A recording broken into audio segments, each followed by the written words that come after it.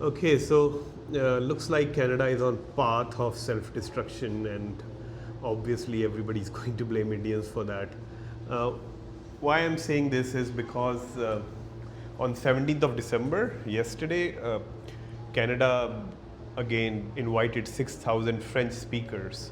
Uh, Now again, like Canada is a bilingual country, uh, almost 10 to 14% of people speak French here, mostly living in Quebec, and it's an agreement between Canada and Quebec that they are going to promote French language.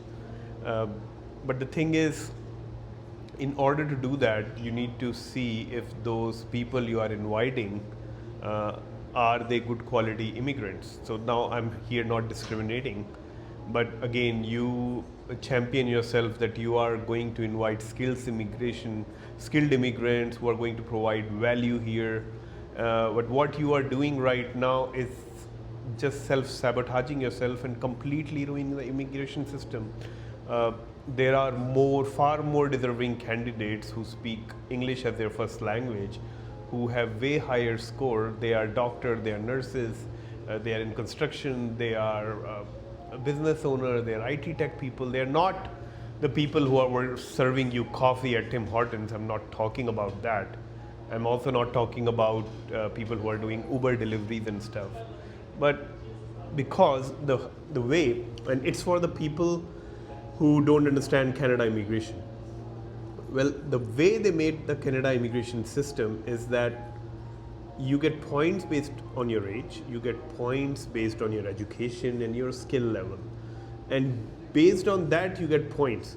So someone who has points in excess of 500,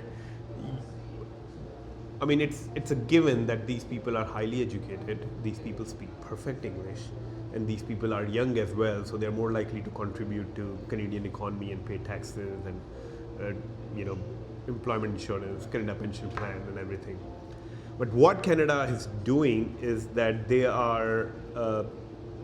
basically screwing themselves by inviting people who have scored as low as 399. Like 399 it's a really low score, and these people are not going to get jobs. These people are probably going to struggle a lot because again, French is their first language, and there are not a lot of opportunities in Quebec. So obviously these are the people who are going to come to places like Ontario, other Anglophone places, British Columbia, Saskatchewan, Alberta, and these people are going to struggle even more because they don't speak very good English. So what are you doing? And again, like you can blame Indians for that bad immigration policies, but that's not true. That's not true.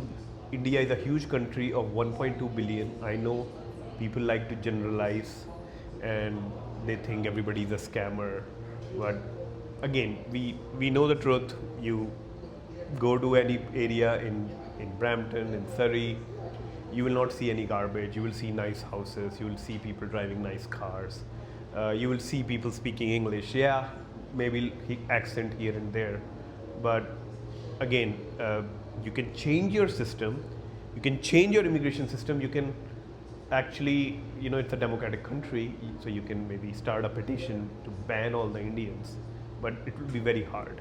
There are 1.5 billion Indians. India can send, okay, look at that stat. India can literally send 2 million people to 200 countries, and there'll still be 1.1 billion people living in India. So you cannot escape that.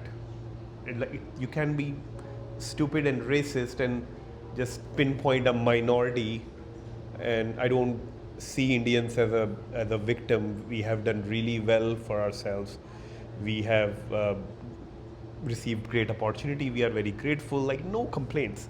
But Canada is a country based on rule of law, and the rules are made by parliamentarians, and parliamentarians, MPs listen to their constituents. You need to start reading the policy, start seeing what kind of people you are letting in Canada. Because again, like you cannot, like you can bring 1 million people who do minimum wage jobs, like those people will not get good jobs. Obviously, Canada has a good welfare system. These people will be dependent on EI, these people will be dependent on social housing and other kind of benefits, their children will struggle, they're more likely to commit crime. Like this is so stupid. Like it hurts to see like what great country is like on path of self-destruction. At first you let in millions of temporary foreign workers and millions of students in diploma mill, like all bogus college. You knew it from the start. And conservatives were part of this, liberals were part of this, NDP don't even get me going about that party, it's done. So it's still not too late. It's still not too late. Canada is a big country. We need to have an immigration system which focuses on highly skilled immigrants. We need to invite people like how in US you have a immigration system where you invest 1 million, 5 million, I don't know the exact number, you start a business and you get a green card. In Canada, there are millions of people who would start businesses, who will create jobs if you give them a chance. You are not giving them a chance.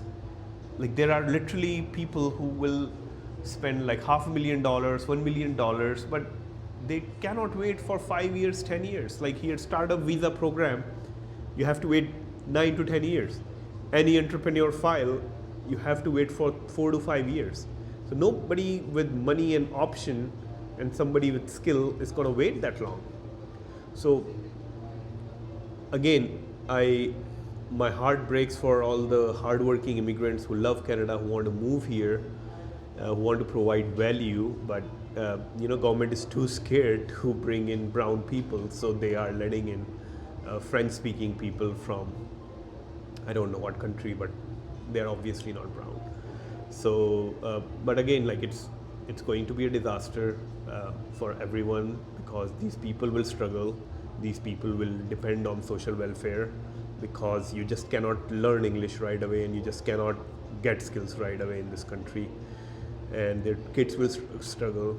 Canadians will struggle for sure, because they'll be competing for low-wage jobs with these people, and government will be spending more money in their social housing and welfare and low-income family support, whatever that welfare is called. And it will lead to more inflation and more unaffordability, and then more racism towards minorities, and the cycle will just keep going on and on and on.